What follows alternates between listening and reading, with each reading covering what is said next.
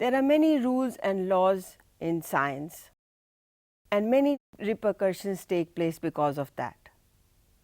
Today we are going to learn about one such rule called the Ohm's law, Ohm because of the scientist, and the rule is very simple. In an electrical circuit, the current that flows in the circuit depends upon the potential difference that you supply to it, provided the resistance of the conductor remains the same throughout, meaning thereby that the conductor physical conditions such as the temperature, the pressure on it or its dilution does not change. Now, what is a conductor? A conductor is one which has charge carriers that can flow freely in it. So, a metal is a good conductor, fluid electrolytes are good conductors. We are going to use that rule to find the resistance per centimeter of a wire, using the wire as the conductor in question, and thereafter establish Ohm's law. Also try and see if this experiment can help us find the material property of specific resistance of the wire. In order to do that, we require some apparatus. The apparatus per se would be a battery eliminator, a key, a rheostat, an ammeter, a voltmeter, and the wire in question. What will be the principle of its working? As we have just said that it would be Ohm's law, and what would be pertaining to that? That supposing we say that the potential difference is proportional to the current flowing through it. So, V is equal to K I, and if we were to plot a graph between V and I, then the slope would be giving us the value of K. We can also put it this way, that the current flowing through the conductor can tell us how much of potential difference is across it, in which case we can say that the voltage developed or the potential difference developed across the conductor is proportional to the current flowing through it. So, V is proportional to I, or V is equal to I R. This R becomes the resistance of that conductor. It is primarily that which we are going to use here. We also know that for a conductor which is like a wire, the resistance depends upon the material, which is its specific resistance, length of the wire, and area of cross section, which we can show as A. Let us make use of all this knowledge and try and find the resistance of this wire first. But if we are looking at resistance per centimeter, the wire length that we choose should be known. So, in order to find an accurate value of wire length and place it in the circuit in that way, we need a ruler and connect one end of the wire to the terminal in question across the voltmeter and measure using a scale, make a kink at the length desired and place the wire in such a way that the kink is just outside the terminal. The reason being that the terminal material is a good conductor, and any length of wire which is thereafter, that means say this portion, is not going to be in the circuit. In order to revise our circuit and to understand the circuit clearly, we must remember that the ammeter should always be placed in series and the voltmeter should always be placed in parallel with the conductor across which we want the potential difference. What is the role that each of these plays here? K is well defined. This provides the potential difference to the circuit. Without this, nothing would work. What does the key do? It allows you to choose when you want the current to flow in the circuit and when it should not. So, on and off device. Then this measures the current flowing. This is the variable resistance, and it is going to allow us to change the value of current in the entire circuit. The current change here will develop different potential difference across this wire, which can be measured in this connection. So, let us do this experiment, set up an observation table. What do we require to do?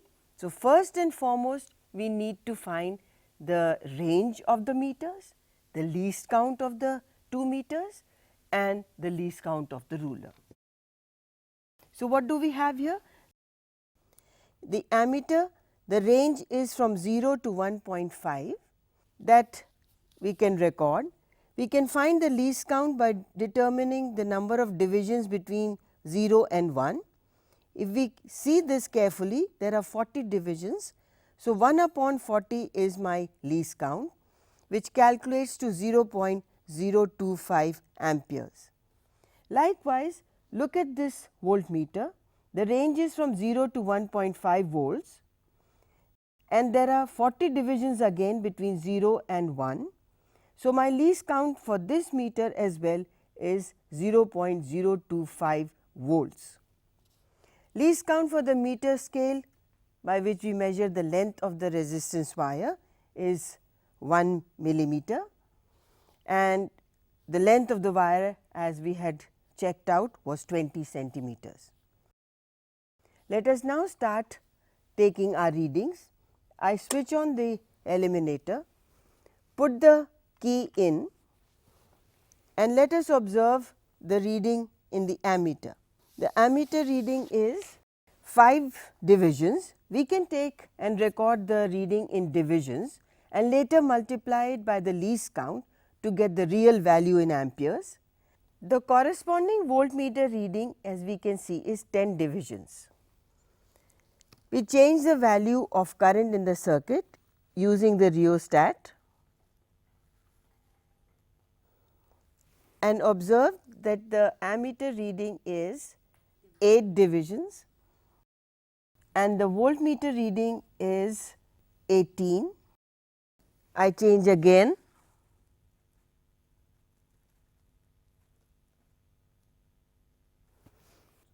Ammeter reading is 12 divisions and the voltmeter reading as we see here is 26 divisions. We take more readings like this. The ammeter reading is now 16 divisions and our corresponding voltmeter reading is 35 divisions. One more reading we can take here. In this way we can take at least 5 readings. Minimum of 5 are required because we plan to plot a graph, and if you have to plot a graph you should not have less than 5 readings, because a graph shows a variation between two physical quantities. You can plot a graph with as many number of readings, but it is pointless if you go beyond that also, because the variation will remain the same. So, the ammeter reading this time is 13 divisions and the voltmeter reading is 28 divisions. Having found this, you can set out to do the calculations. Let me just put this off.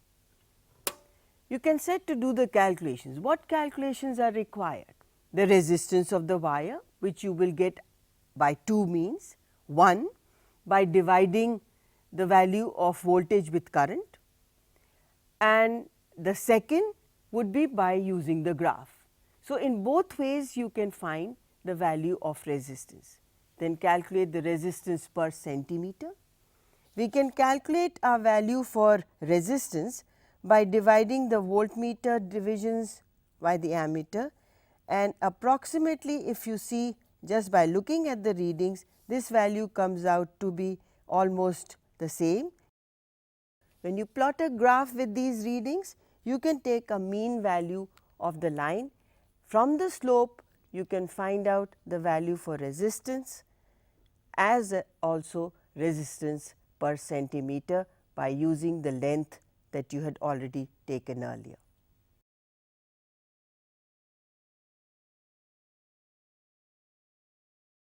You can then also use it to find the value for specific resistance, in which case you will require additional reading of the area of cross section. You can use a screw gauge for that. You can make more extensions to this experiment. You can use any electrolyte, find its resistance. Where can we go wrong in this experiment? One which you normally children make a mistake, and that is connecting the ammeter not in series. You have to have your ammeter in series, so that all the current flows through it, and the voltmeter should always be connected in parallel with the conductor. The current flows through the conductor. So, this is in parallel with that. So, this should always be taken into account. All your connections should be tight.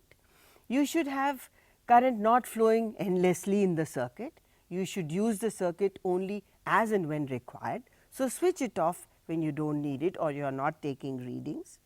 These are some of the precautions which you need to take, and you will get good results. And what extensions can you do? How can you do more project work with this?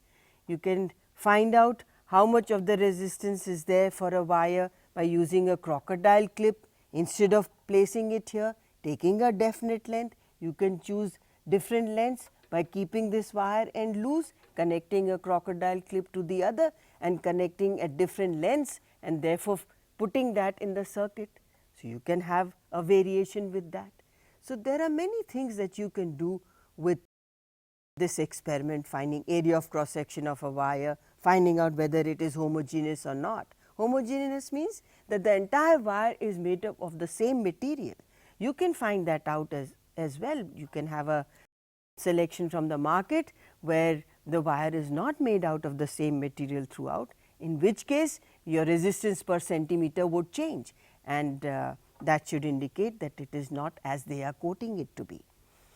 So, these are some of the things that you can do with this simple apparatus in the lab, and I hope you can use it for more things and more work around your home also.